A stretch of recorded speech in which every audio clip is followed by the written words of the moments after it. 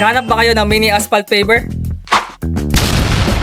We got you covered. Wow! So let me introduce to you our new product, the ABG 1570.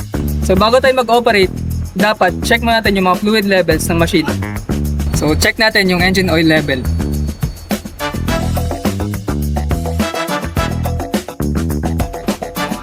Next is check natin yung air filter.